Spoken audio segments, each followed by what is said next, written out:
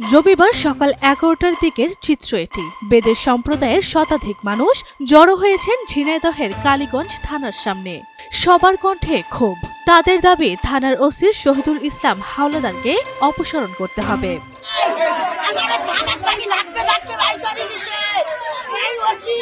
গেল 2 এপ্রিল গোষ্ঠীগত দ্বন্দ্বের জেরে কালীগঞ্জের কাশীপুর গ্রামের বেদেপল্লীতে রডের আঘাতে আবু তালেব নামের এক যুবকের মৃত্যু হয়। এ ঘটনায় অভিযুক্ত রুবেল হোসেনকে আটক করা হয়। তবে বেদেপল্লীবাসীদের দাবি এই ঘটনায় আরো অনেকে জড়িত। তাদেরকেও আটকের দাবি জানাতে থানায় গিয়েছিলেন তারা।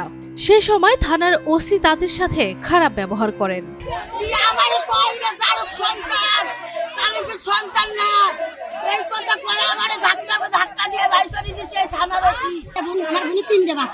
সেখানে ওসি সাহেব বলছে 3টে বাচ্চা তুই অন্য জায়গাতে জন্ম দিয়ে নিয়ে আইছিস, তোর এই বউর বাচ্চা, তোর এই স্বামীর বাচ্চা না, এটা অন্য জায়গার। ওসির কি এইটা কথা বলা শোভা পায়? ওসি কি করে জানে যে এই বাচ্চাটা এই স্বামীর না, অন্য কারণ? এরপরেই ফুঁসে ওঠে বেদে সম্প্রদায়। এক পর্যায়ে ওসি শহীদুল ইসলাম হাওলাদারের অপসারণের দাবিতে স্লোগান দিতে শুরু করেন তারা।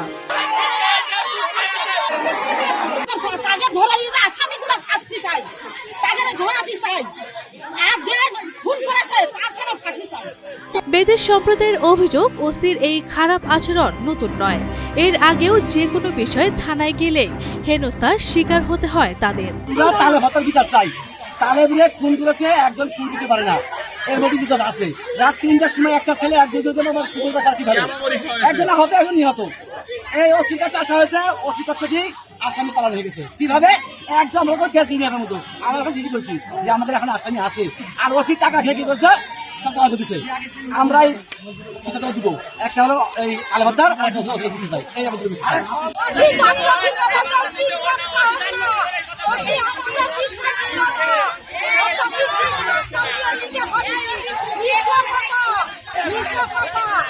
এই বিষয়ে ফোনে যোগাযোগ করা হয় ওসি শহীদুল ইসলাম হাওলাদারের সাথে। এখনই হত্যাকাণ্ডের সংবাদ পেয়েছি, তাৎক্ষণিকভাবে আমি আইনগত ব্যবস্থা গ্রহণের লক্ষ্যে এলাকায় থেকে ভিকটিমের ভাই বাদী যেমন মোহাম্মদ আলী, তারপর ভিকটিমের স্ত্রী, তার সাথে কথা বলেছি এবং ভিকটিমের শ্বশুরের সাথে কথা বলেছি।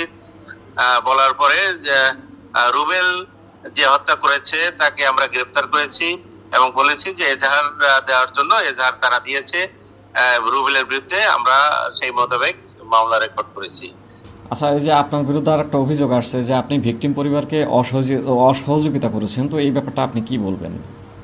এটা সম্পূর্ণ ভিত্তিহীন এবং ভুয়া কথা, মিথ্যা কথা বলছে। আবু তালেব হত্যার ঘটনা পুলিশ ধামাচাপা দিতে চাচ্ছে বলেও অভিযোগ করছেন বেদের সম্প্রদায়ের মানুষেরা।